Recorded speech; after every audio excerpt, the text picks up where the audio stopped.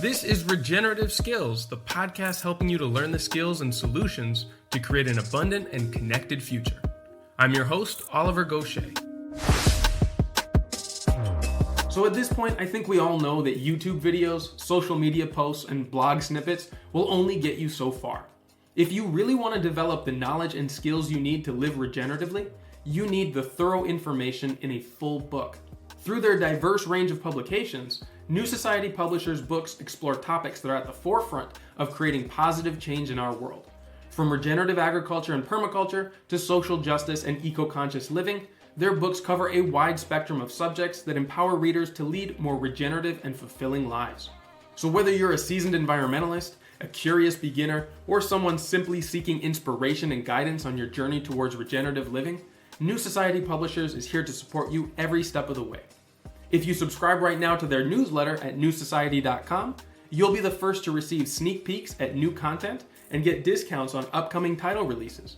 You'll even get an exclusive discount code on their first purchase of books, ebooks, or audiobooks.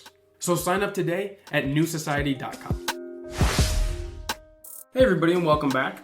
So way back when I was starting the podcast in rural Guatemala at the beginning of my entrance into waterwork and regenerative design, I came across a remarkable book through my connections at New Society Publishers. Now, I was beginning to manage small earthworks projects with clients in the local area and was thrilled to see that a book dedicated to the complexities and safety considerations of exactly that subcategory of landscape design installation actually existed. So in today's episode, we're going to revisit that interview, which I continue to go back to every so often to mine the practical guidance and the experience from the author Douglas Barnes. My guest today is here to demystify one of the aspects of permaculture design that I hear the most questions about, but also one of the issues that I see folks most entrenched in their viewpoints about. Now I'm talking about earthworks, one of the first aspects that people implement and the most permanent change made on a landscape. So today I've got Douglas Barnes, the author of Permaculture Earthworks, and owner and director of EcoEdge Design Ltd, to answer our questions and take the guesswork out of the subject of terrain changes. In this interview, Douglas talks about the best way to map out contours on the land, some of the most effective ways to harvest rainwater on a site, how to link up various earthworks and containment systems to make them work in tandem, and most importantly, he talks in detail about many of the safety concerns that many people have no idea about when it comes to installing swales and dams. Now, there's a ton of valuable information in this session, but don't forget to check out his book, Permaculture Earthworks, for some essential formulas on calculating for swales, water catchment, and so much more.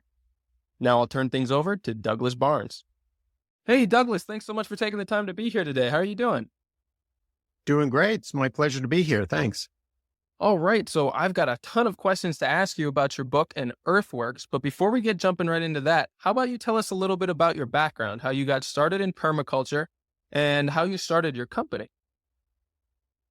Well, I got started back in Japan, and it was about 1998. I sort of was buying a whole bunch of books, and I'd actually seen Bill Mollison on the Discovery Channel and thought, wow, this is really interesting stuff. So I ordered the designer's manual, and it arrived, and kind of leafed through it a bit and sort of said, and didn't really get it and put it on the shelf, and it gathered dust for a few years. And then 2004, I pulled it off the shelf and thought, hey, this is really interesting stuff, and got into permaculture that way. I took off to Australia to do a course with Jeff Lawton. And when Bill Mollison came out of retirement in 2005, I went back again the next year and did another course with him and Jeff Lawton. And by the time I made my way back to Canada from Japan, I thought, well, let's see if we can't make a go of this permaculture stuff. So I started a company here in Ontario, and here I am. Fantastic. You had the opportunity to go straight to the source in your learning. It's kind of lucky that way. Yeah. Brilliant. Now, so before we jump into the technical aspects of earthworks, could you touch a little on the current state of water waste and erosion around the world? How big of a problem is it, and how is it affecting our communities?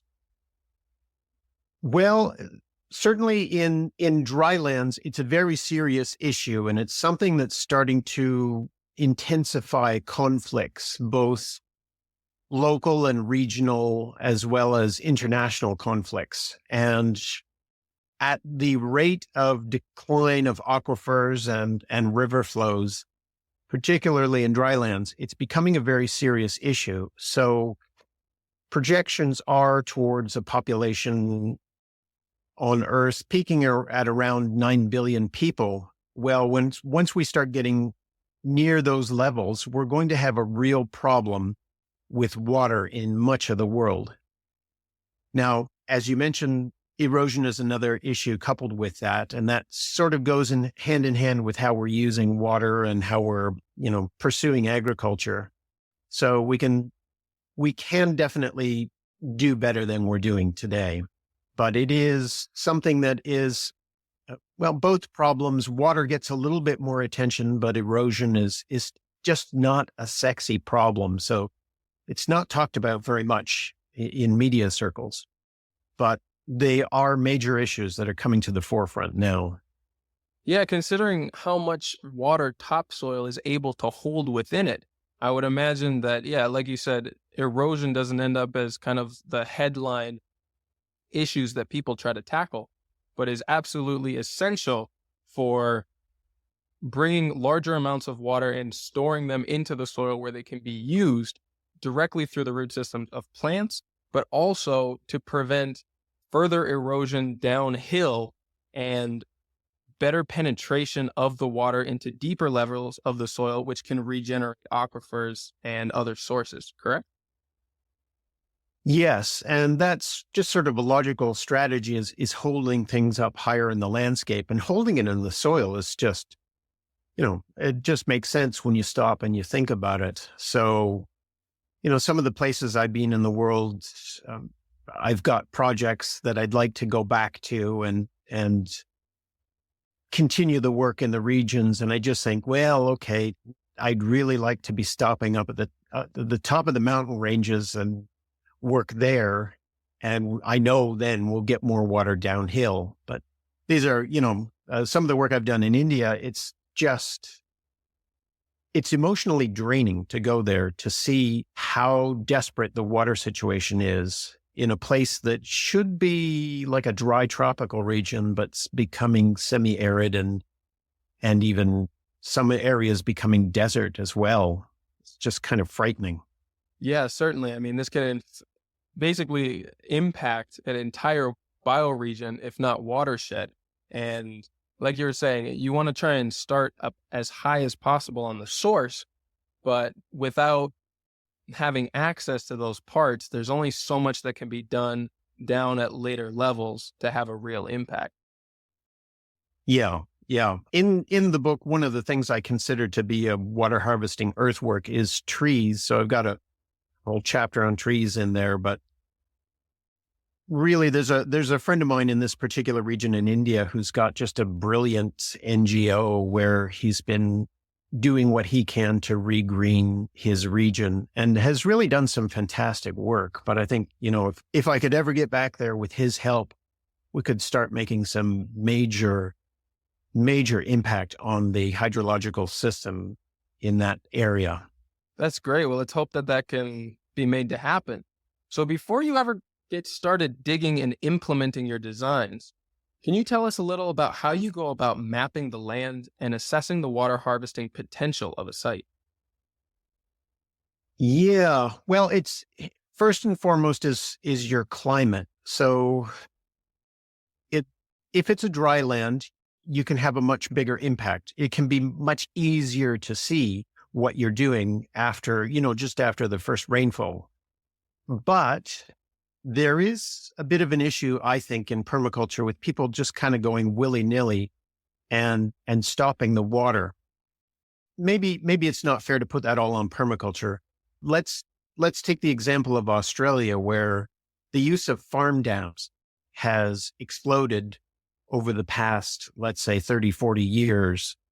And it's to the point where it's starting to have significant impact on the watersheds in Australia.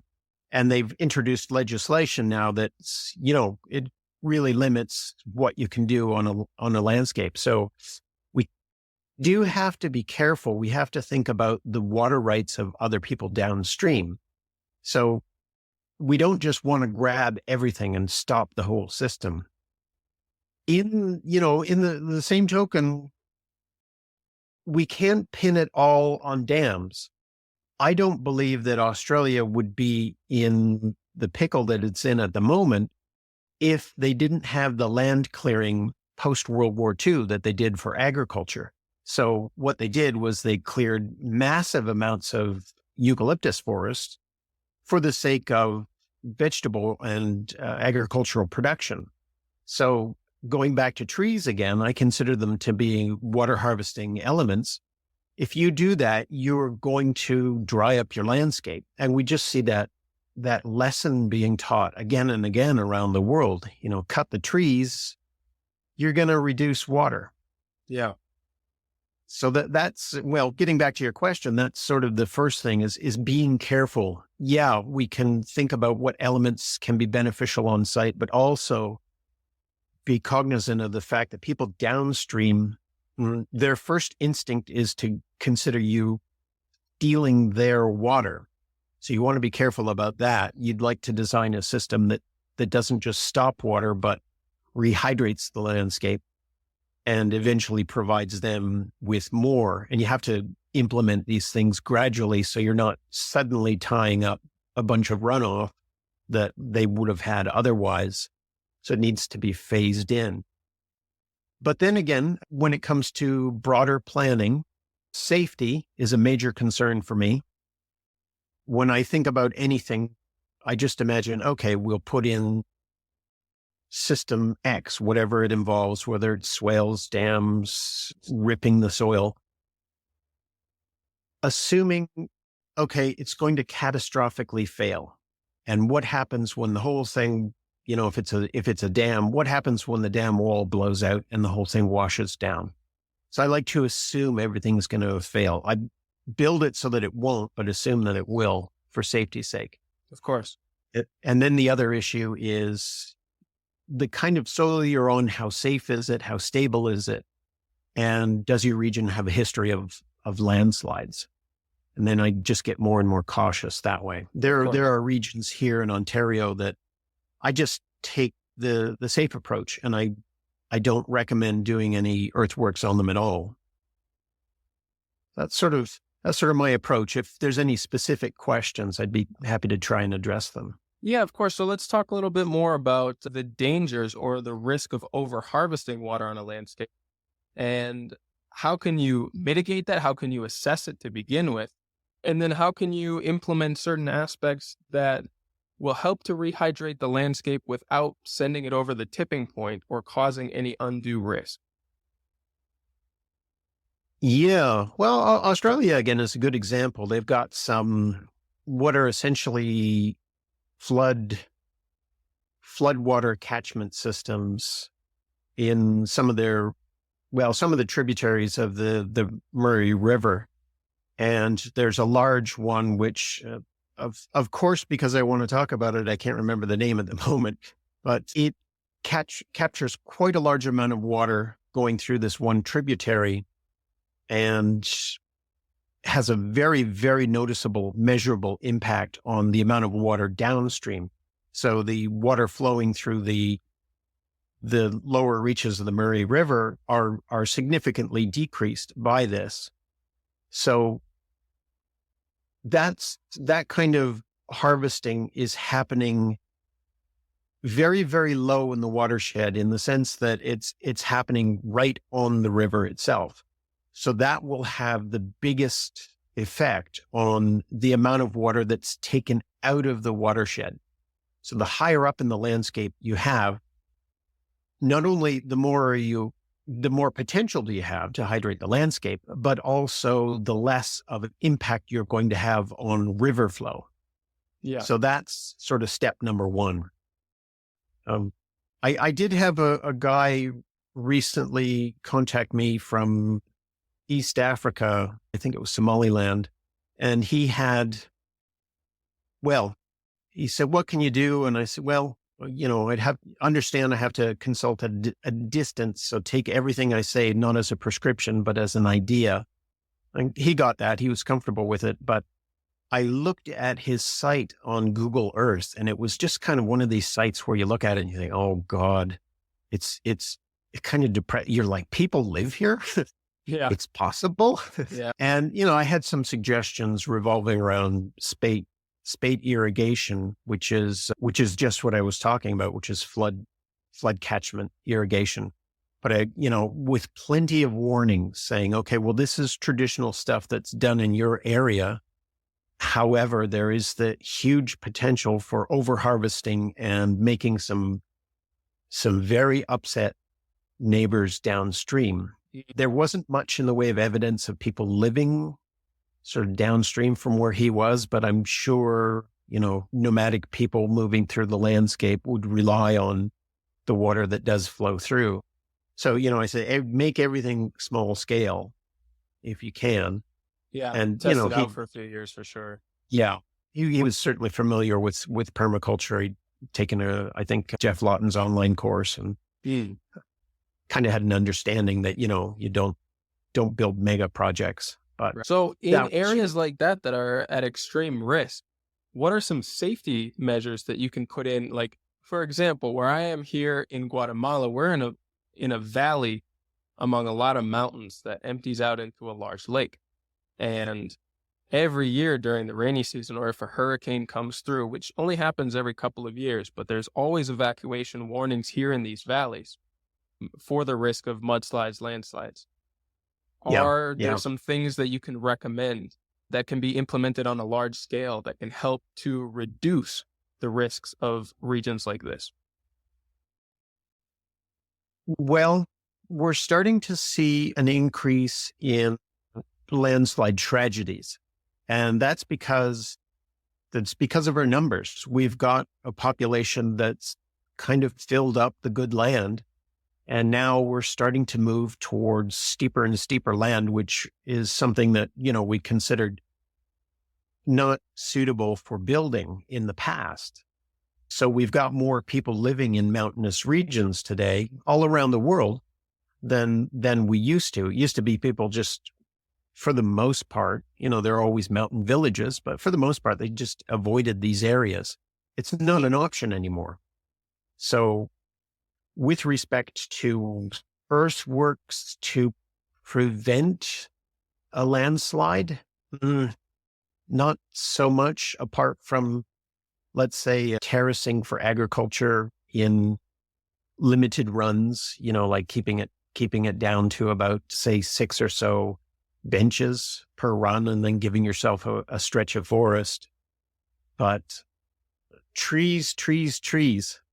Yeah. Trees are your friend when it comes to that. What about other deep-rooted plants like vetiver grass and to some degree, now I can only actually think of the ones around here that have indigenous names, but I know there's quite a few erosion prevention plants. Do you have any ones that you recommend or ways of implementing them? Well, I think that's a good example. I mean, vetiver grass is kind of a standby. I think bamboo, certainly I know bamboo is used in Japan at least. Yep, it's used here as well. Yeah, and it's fast growing, great products from it. It's great stuff in my opinion. And I'm a little bit jealous of, the way it will grow in your climate. But then again, I'm jealous of the way everything will grow in your climate. Yeah, So, our climate's pretty sweet. There's quite a lot of risks. In fact, there was just a volcano that went off within line of sight from here. And we had an earthquake, I think 2 days ago. Plus the rainy season can be pretty heavy. So, I mean, we've got our mitigating factors for sure, but the climate is pretty good for growing. yeah, this is true. I was building a foundation for a woodshed today and it was about -5. So yeah, not always fun. I came from an environment like that. I grew up mostly in Minnesota, so I've seen definitely both ends of it. Oh yeah, Minnesota. Okay. Oh yeah. Nice place. Yeah. Well, here, let's go back for just a second and talk more about how you go about mapping the land again and assessing sort of what the potential of a site is. Aside from the risks, which we just covered, what are sort of your first steps when assessing a new property? Well, I like to be on it in person. Despite what I said about the guy in Somaliland, if I'm going to do an actual, put this here, I like to spend some time. This is where it gets kind of touchy-feely. I tend to be, analytical and fact-based, but if I can, I like to just do meditative walking on the site to sort of get a feel for it. And it lets me clear my head and look at the land clear my head without any preconceptions and just read the landscape and think about the flow of water on the site and think about what can go in it. For mapping, Google Earth is a great tool until the end of last year, the beginning of this year, somewhere around there. It used to be you could import Google Maps onto SketchUp. And because Google gave up SketchUp and it's a separate company now, you can't do that anymore. And it's a real pity because you used to be able to. That's why it hasn't been working for me. I didn't realize they're acquired by someone else. I was gutted when I couldn't import maps anymore. Yeah, it was Google kind of gave it up. They purchased it and then they decided that it was a useful product, so they didn't want it anymore. And they gave it up, and I think it maybe went back to the original team, but they separated Google Maps, and you used to be able to do the coolest things, and it was really helpful. You used to be able to... I know, man. I used that all the time. I couldn't figure out why it wasn't working anymore. At least I got an answer. Yeah, you could stretch your dimensions, so if you were on landscape, you could sort of exaggerate the elevation and get a good look at the land. If it wasn't like your region where it's really mountainous, it's a little bit more rolling here, but you could exaggerate that. But you can't do that anymore because you can't import decent maps. So, observing the site and keeping things on land that's not too steep, getting a feel for what can go in, getting a feel for where things will be safe, and then realizing, I like to map things out with the GPS waypoints. And as you know, that gives you not perfect accuracy. You're sort of plus or minus. You're within a circle of about 9 meters or thereabouts. Yeah. So there's a bit of leeway. But ultimately, when you get building on a site, it's okay, you pick a point and you build contour lines off that point. Like if it's, this is the water height for our dam, you go off that point, and it's somewhat arbitrary, but you plan it out as best as you can on paper. Sure. But let's talk about that. How do you usually go about mapping contour lines? I know you said you started using GPS points, but those can be a little inaccurate. Do you have different methods for smaller sites and larger ones, or do you pretty much use the same method throughout? Well, I tend to focus on larger sites. I used to do a lot of urban stuff through a Toronto group. And for the most part, it was designing that gets old really fast. Designing gardens for people, mainly designing gardens for people that they never actually implement. It's kind of like, why am I doing this? And I hate going to the city. So I'll just bill myself as a guy who does, I do earthworks and I help out farms and rural properties. So the scale is larger. And so very often in this region, like swales are not, everybody who reads about permaculture thinks, I'm not really doing permaculture until I have swales all over the place. And the way it usually works out, about half the people I see, almost half, maybe 40%, I say, don't do anything on this site. And if nothing else, then they don't spend any unnecessary money, but mostly saying no to swales around here. Why is that? Well, in a temperate regions, and where you are a tropical region, a wet tropical region, they're a different beast.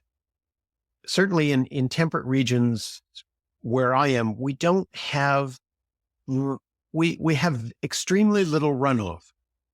And when we do have what looks like runoff, usually it's just in really wet periods. It's actually through flow, popping out, finding an easier route by popping out over the surface. So you could make the argument, yeah, we could put in a swale and catch that through flow. But this is usually something that's just an issue during the spring melt. And if there's a spring melt and it rains and you're kind of combining, sometimes it's frost from the winter hanging over and causing water to pop out. Sometimes it isn't, but it's something that's not particularly helpful. It's burning diesel without much purpose, without a lot of payback. Sure.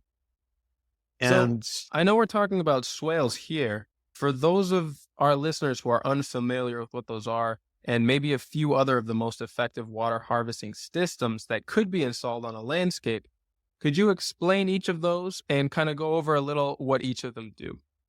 Sure. Well, my favorite maybe is trees, and you plant them. I could get into a discussion on that, but let's just sort of run things through for now.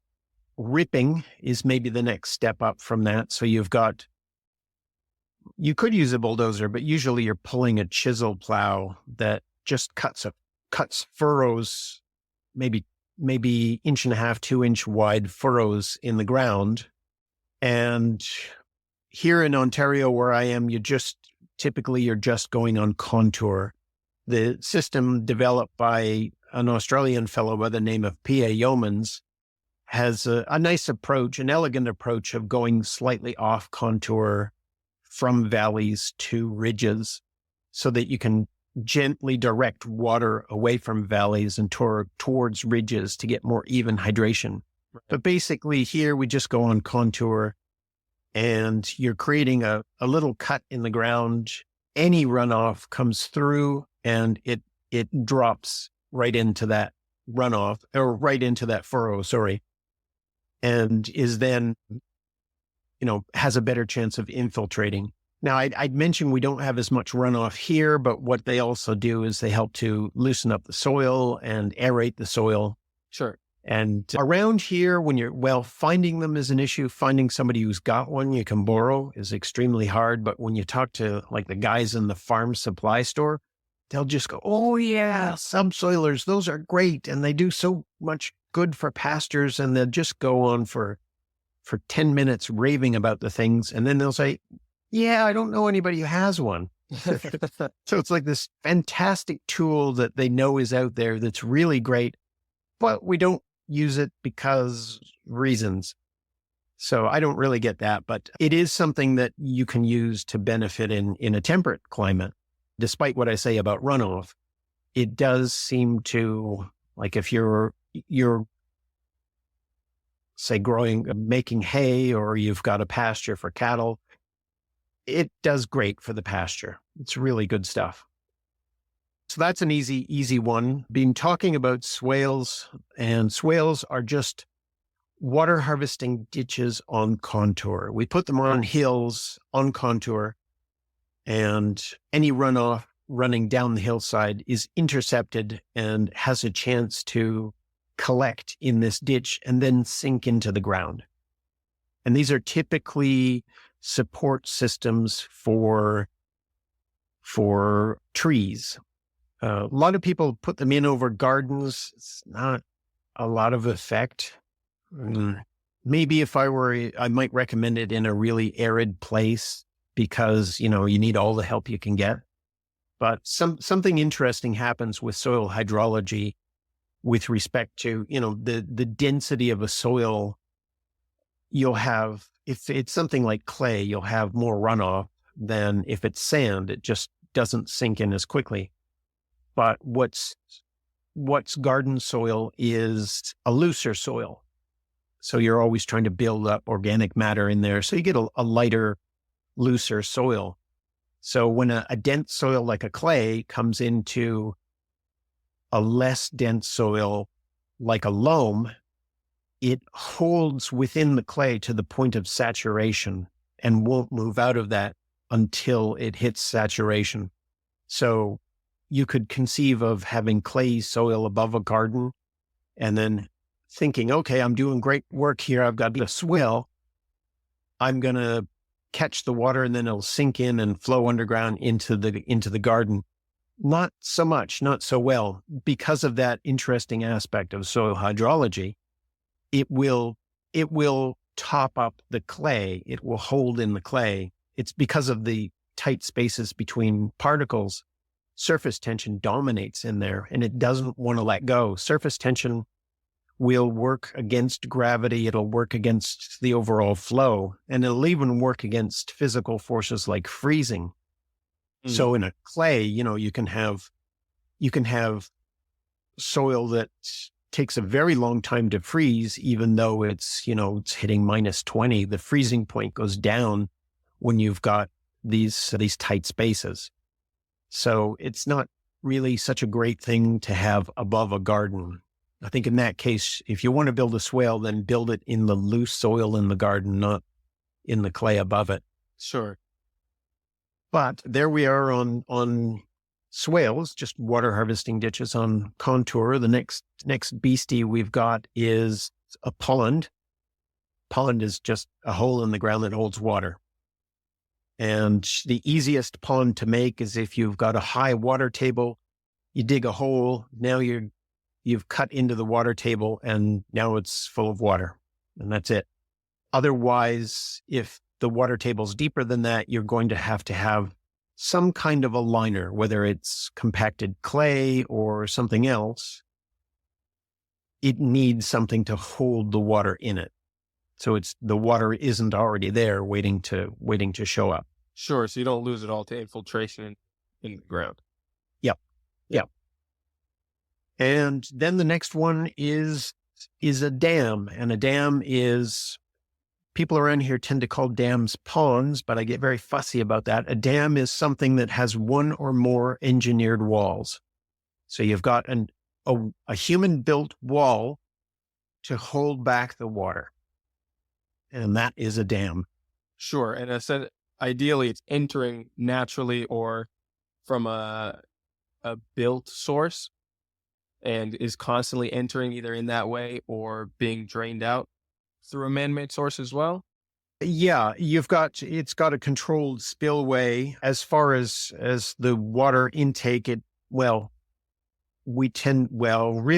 advocate collecting runoff to fill your dam. I don't recommend anybody go over an intermittent stream.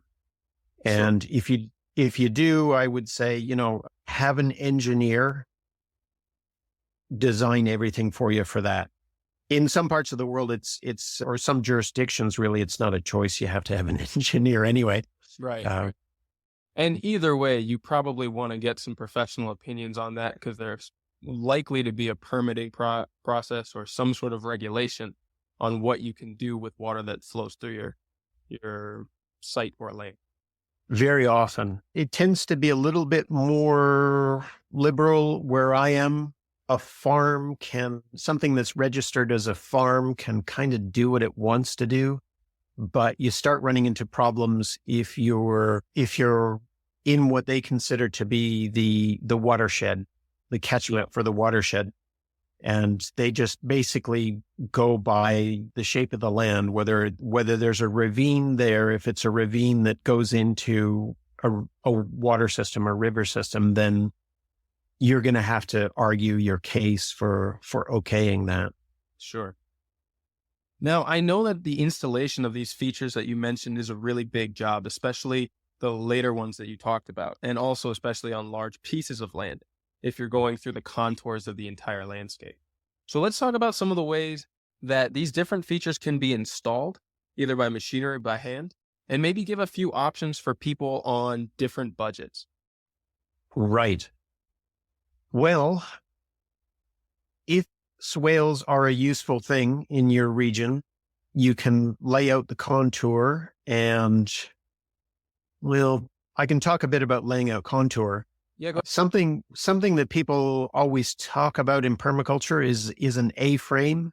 Yep. Both an A-frame and a water level, or as the Aussies say, a bunyip level. I bring both of those to courses with the intent of teaching my students how much they suck. And there's people listening to this right now going, Well, no, they're great. I use them to lay up. Yeah, go ahead. You go right ahead because I will not mess around with an A-frame or a water level. An A-frame, if you're out on a beautiful, beautiful day, no wind at all, and you've got, your dangling bob, it will create wind. Within 5 minutes, it will create a gale force wind and you won't be able to get any work done. It's just, I don't want to spend time waiting for the plumb bob to come to a rest. Yes, you can put a spirit level on there. And then we get into the next problem. Hills are not beautiful three-dimensional fields where everything is nice and smooth. It's nooks and the whole thing is nooks and crannies. Certainly around It's here, we have like- so many rocks in the lands. Yeah, it's like taking contour on a crumpet. There's bumps, there's holes, and your foot is always going to land. The foot of the A-frame is always going to land on one of those. It's almost guaranteed. So if you're using a laser level, and spoilers, use a laser level, you can put the staff wherever you have to. You're like, nope, that's a hole. Nope, that's a ridge, or that's a bump. I'll just put it over here. And it's easy to do that. I found with the water levels, it's a bit better if you're using a larger diameter, like 1/2 inch or more PEX tubing, Sure. but it heats in the sun and becomes softer, and then your water volume drops. So, I've been using these and I've been able to watch as I'm trying to find the contour. Where do I put the staff? I'm watching the water level drop as the whole system heats up and the plastic gets more pliable. It's like, oh, this is worthless. So both of those systems, you want to advocate them, go ahead. I'm here to badmouth them. That's my role in life. Laser for technology in a few circumstances, for sure. Yeah. Well, the laser level, my God, it's typically where I am. It's in the neighborhood of like $65 to rent it for the weekend. And you can do, even compared to like a normal construction level or dumpy level with 2 people, that's much, much faster than both the A-frame and the water level. But you can do it in a quarter of the time of a dumpy level if you're using a laser level. It's a one-person job. It's dead simple to understand, and you map it out. So Nice. So let's get back to installation then. yeah. And I'm glad, because after that rant, where was I going? You can dig things by hand. People tend to they tend to underestimate before they get started, unless they've done a lot of digging, how much digging they can do in what amount of time period. Yep. So I had some clients in PEI, and this was back in the days when I was still advocating swales, and I recommended one on their site. And really what I went there to do, well, I said you could put a swale across here, but what I went there to do was to map their site for them. And they decided to put in a swale. And this couple were amazing go-getters. I mean, they had a site that was more advanced. They'd moved there from Wales. And after 18 months, they'd done more on their site than most people get done in 5 to 10 years. They were just amazing. Nice. But, the next thing I know, they're out there with shovels digging a swale, and they'll be damned if they didn't, dig a swale across, I don't know how many meters, like 300 meters or so of property. Just amazing. I think, something that would just about kill me. So I've done a lot of digging myself too, in a lot of different types of soil, but it was mostly in the context of like installing trails in national parks. So I definitely get how much work that is. I mean, we can't get machinery on most of the sites where I do natural buildings and permaculture designs. So we often have local crews digging them, but man, it's a not only time consuming, it's a large expense to have a team doing that full time. And then obviously with all of the stones that are in our soil here too, people underestimate that. They're like, oh, they'll just be able to, cut through this loamy dirt. I'm like, yeah, there's boulders in all of this. Yeah. We've literally had people with like hammers and chisels getting stones out of there. So yeah, I have a lot of respect for people who can manage to take on the initiative of digging in a large feature like that. Yeah. Yeah, definitely. Yeah. But for the rest of people, what would you recommend? Well, a nice trick if you are cutting in something linear across the landscape, like a swale, is to use a bulldozer. What they call a 6-way, or one with a pat blade, a power angle tilt blade. And that is a blade that the operator can tilt on an angle and then just cut in one corner of the blade and then cast the dirt onto the downhill side. So it's a very, very rapid way of cutting in swales. Just go across the landscape and cut them through. Excavators do a pretty good job as well. They're fairly quick. They're not as fast. Nothing is really as fast as a bulldozer. And you do have to think about, your scale of things, how big it's going to be. I think I would be tempted up to a certain size to just make multiple passes with a bulldozer if I had to, over using an excavator. But you do have to cost things out, like how much is dozer delivery and do you have access to it? So Sure. You can go to excavators or backhoes. Most places around the world, you can have somebody who's got a backhoe and they can get in there and dig away at things if it's not too dangerous of terrain. Sure. But the important thing to know is that ideally, these are one-time expenses. If they're done correctly, you don't ever have to go back in and reinstall earthworks. They tend to just be installed at the beginning of a design implementation, and barring some sort of catastrophe or some who knows what, it should just be a one-time expense, correct? Yes. And, you're going to want to make sure that you're putting it in the right way too. I'm really, really big on safety. All of the dams that I see basically farmers have built around here, the walls are all too steep. Mm-hmm. So they're just sort of inviting danger. Let's put it that way. Right. And those really have some risks that come with them. Yeah. So everything I do has a 3-to-1 slope on the water side and a 2-to-1 on the downhill side. Sure. And I'm sort of careful with what grade of material goes where. That's jumping ahead to dams, but with respect to safety, I'm pretty cautious that way. Sure. And if we've got something called Lita clay here, which is a quick clay, which when you agitate it, it can liquefy. And the more saturated it becomes with water, the more dangerous it is. And that's the stuff where I just say no to. I mean, if somebody else wants to mess around with that stuff, it's on them, but I won't touch it. Just say, plant trees. Yeah. That's a good safe option for anyone. And also very budget friendly. If people are just getting started and they want to do sort of something that can fit into a budget and not require too much physical labor, I would say trees are probably the way to go, wouldn't? Yeah. Yeah. And they do so much. They're very complex. And when you look at them on paper, it kind of looks like you would expect them to decrease the amount of water, but it's just so fascinating how they work overall. Their impact in the greater system is to make water more available.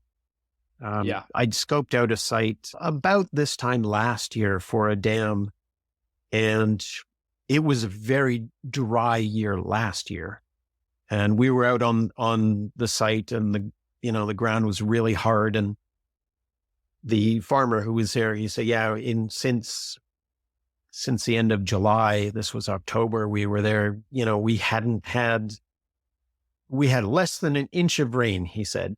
So it was really dry. But he said, they didn't quite know what was going on, how dams worked or things like that. Said, maybe you can tap off of the spring here.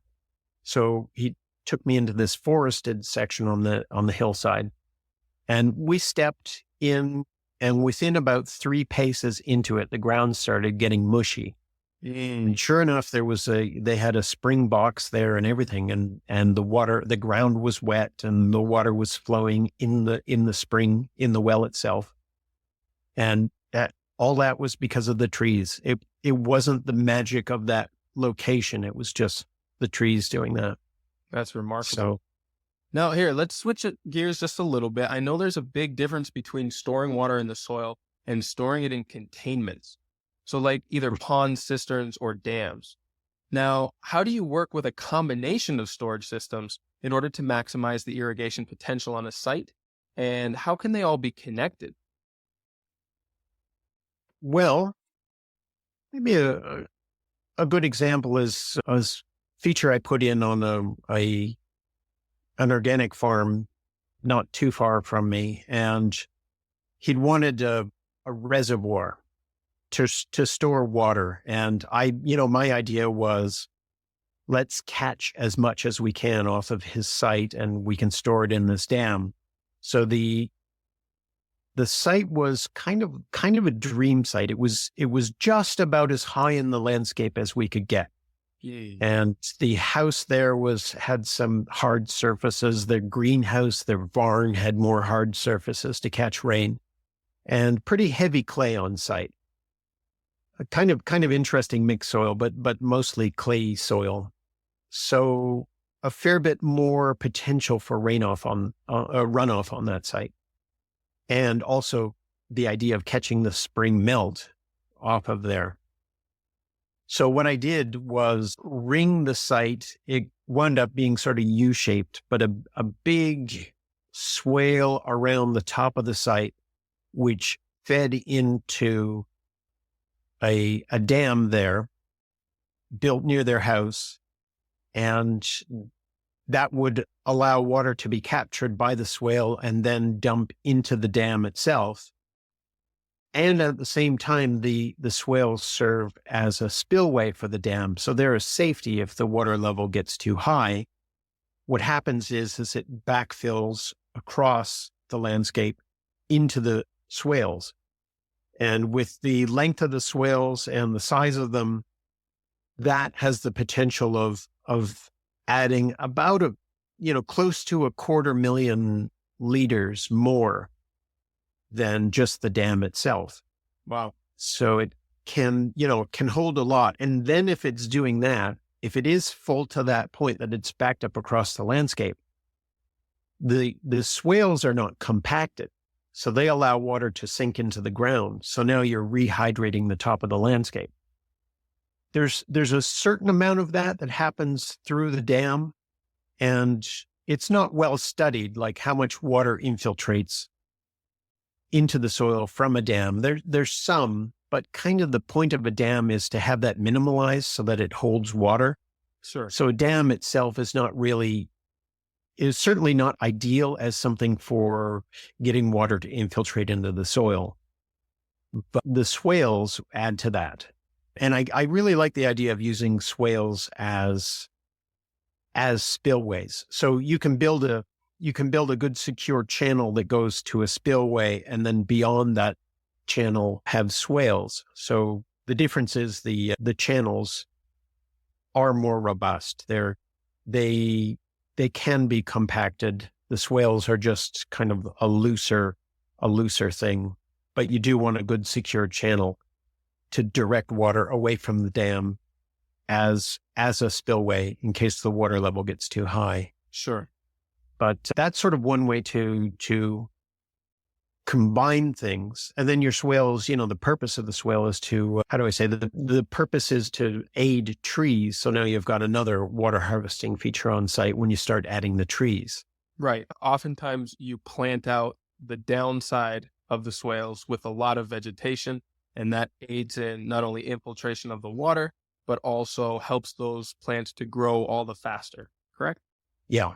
Yeah. Nice. And it makes a huge difference if you're in dry lands. It's sort of night and day. Yes. Yeah. I've seen that in action. It's remarkable. Now, could you tell me a little bit about the long-term effects on a landscape that has been maximized for water sequestration and storage? What can a person look forward to seeing improve over time as the system matures? You can expect more stability, or how do I want to put this? Kind of like a flywheel effect. You've got more resilience in the face of drought, and when there is abundant rainfall and your site is developed, you've got all your plants growing, you don't run into sort of the torrential runoff issues that you can run into otherwise, because now you've got a system that is more adept at handling larger volumes of water. So you've got money in the bank, as it were, when it comes to droughts, and you've got a system that can handle abundant rainfall. And that's what we saw this year. For as dry as last year was, and as terrifyingly dry as it was, this year where I am was remarkably wet. So we've had 2 bizarre years back to back, just polar opposites of each other. You've got your water, if you've got open water systems, I like to, in more ways than one, I like to advocate them as fertility systems, because if the only thing they do is attract wildlife, they're dragging in with them a tremendous amount of fertility. So hopefully they leave something behind during their visit, but that should never be overlooked. The amount of nitrogen and phosphorus and other nutrients that wildlife can cycle through a site can be tremendous. I think a lot of our trees here are kind of in trouble because of the loss of the passenger pigeon. And I'd worked it out once, and it was something within their range. It was something in the order of something like 3 billion kilograms of phosphorus per year within their range that they deposited. So we lost a lot when they were gone. So if you're attracting wildlife to your site, they're bringing in their fertility and leaving it behind. Right. And I've got a little Chinampa system on my site that's still in the works, still to be expanded. But just this little section that I built, within 4 years, this blew my mind. We're in a cold climate here, and it's not as active as yours, but within 4 years, it had accumulated about a foot of topsoil. And this was just rich colloidal organic matter. Yeah. When I mucked it out, it was akin to mucking out a septic tank. It was, it was rank, but it was biological material. Right. Uh, Very, very fertile years. material. Yeah. They're And absolutely remarkable. I'd love to talk more about those. Those were developed in this area of the world by I think it was, I can't forget which area of Mexico that is, but we're not far off. Well, they still have some of those systems in Mexico City, and really? in that region. Yeah. And that was sort of, a lot of it used to be underwater. Yeah. Not much of that remains today, but some great systems. And the interesting thing for me is other cultures caught on to this as well, independently. So I'm sure you have a habit of occasionally tooling around on Google Earth and just checking out areas. And I found these same systems in Kerala and in India. And I was sort of guest lecturing for an agricultural course at Fleming College here in Ontario. And I had mentioned this, and one of the students said, yeah, I'm from that area. And my grandma's farm's got these. These, we use them for, growing fruit trees and producing fish within them. So other people have hit on the same idea, and it's just such a great idea. Fantastic. It's really amazing.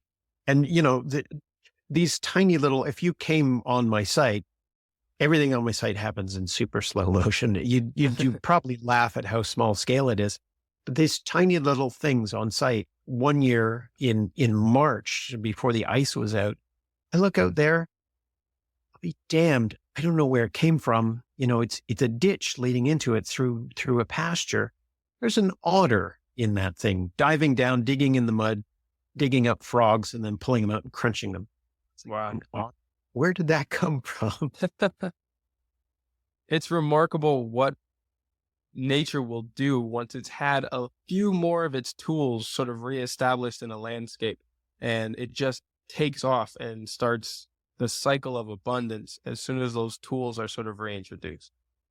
I'm really glad that you said that. There's something that I wanted to say is, people can get really upset with environmental damage and what we've done, but we've got machines that our ancestors could not imagine. We've got billions of people who've put in, throughout human history and the damage we've done, trillions of hours of labor working to destroy the planet. It's been terribly hard work breaking it.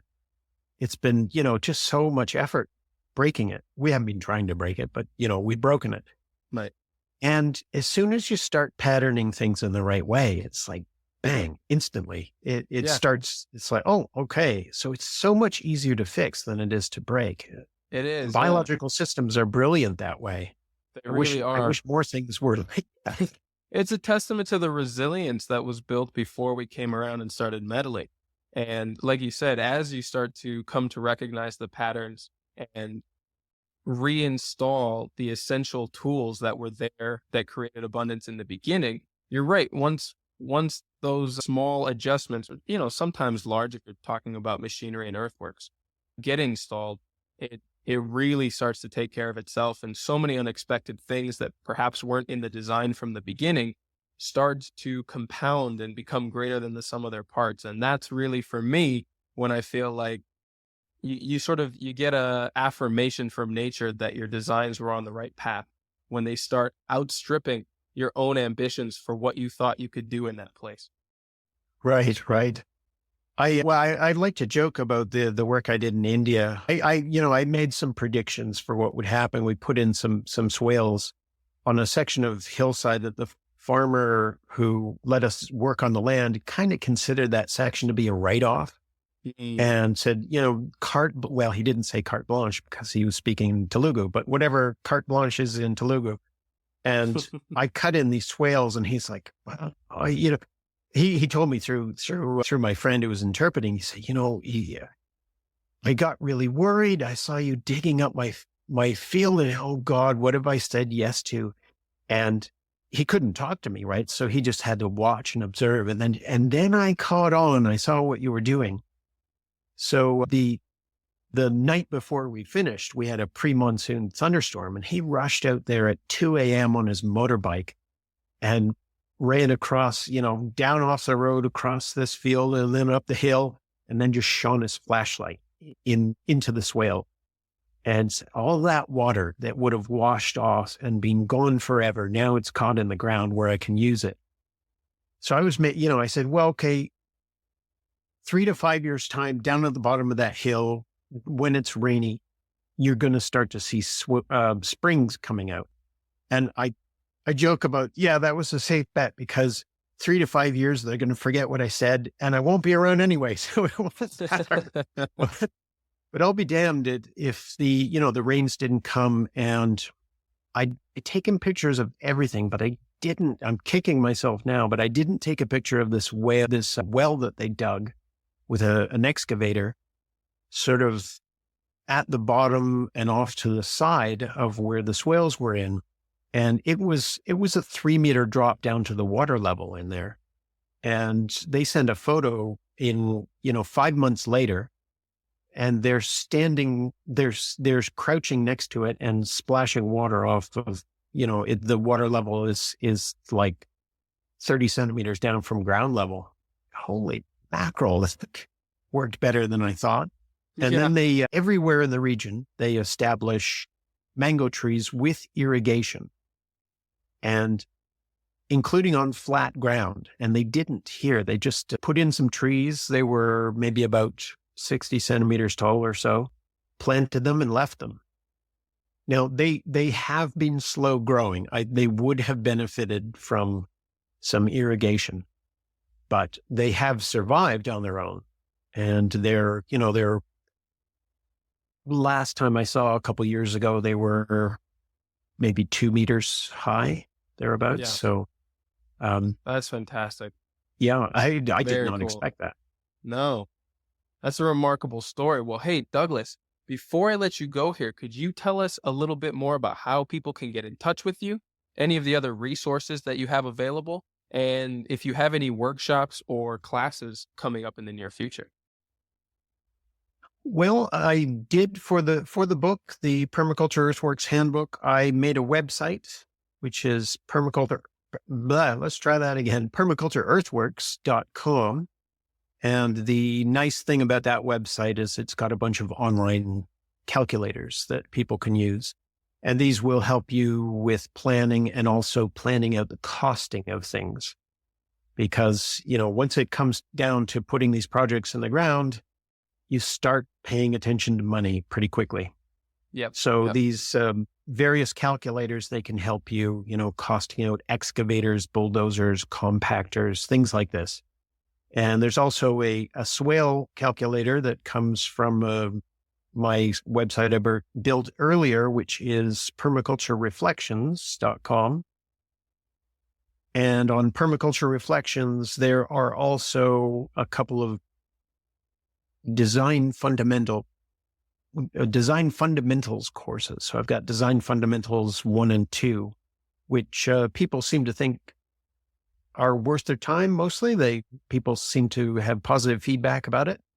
And it's sort of my thoughts on design and what's important with the overall design process. And if you're not doing permaculture, you're just doing something that needs planning and designing, then I think it might also be helpful as well.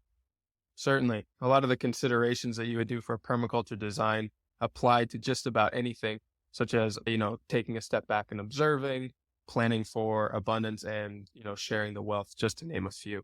I use them a lot in building, in my case, but also in a lot of the other projects that I manage. So let me just give a real quick plug for your book, because I am a big fan of it. The Permaculture Earthworks Handbook is something that I've already referenced quite a few times while doing assessments for clients. And like you talked about, the resources that you have on your blog, and also the way it goes into detail about scaling and doing the calculations for many of these things, were resources that I had never come across before.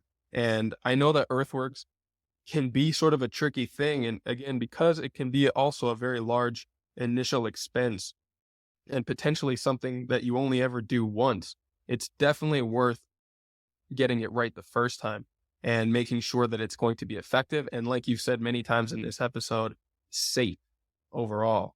So I would really recommend anyone listening to this to check out both the book, the blogs, and if you stick around after this interview, there will also be a chance to win your very own copy of the Permaculture Earthworks Handbook. So stick around for that for sure as well. Again, Douglas, thank you so much for taking the time. This was a very informative interview. I really hope we can connect again sometime soon and stay in touch. Well, thank you. It's been my great pleasure to be here with you. Awesome. All right, we'll be in touch again soon, and you have an awesome day. Cheers. Now, before we wrap this up, just remember that these episodes are only the beginning of the learning resources, design and coaching services, in-person courses, and interactive community that are available through Regenerative Skills. The Discord server is our free community where you can connect with other like-minded listeners, exchange ideas, stories, tips, and resources, as well as interact with me directly and quite a few former guests from this show. Our Instagram account @regen_skills is the best place to see the projects that me and the team are working on, both for clients and collaborators, as well as on our own properties. I'll also be announcing the certification courses, workshops, and gatherings that we've got coming up later this year. If you're interested in getting dedicated support for your own project, you can now schedule a free planning session with one of our team members through the request form on our website. You can also find all the links, show notes, and past resources there at regenerativeskills.com. We truly believe that no matter your experience, your knowledge, abilities, resources, or background, you can be a powerful force for regeneration on this planet, and we're here to help you find your path. So as always, remember to keep taking those little steps every day towards a regenerative future, and I'll be right by your side along the way.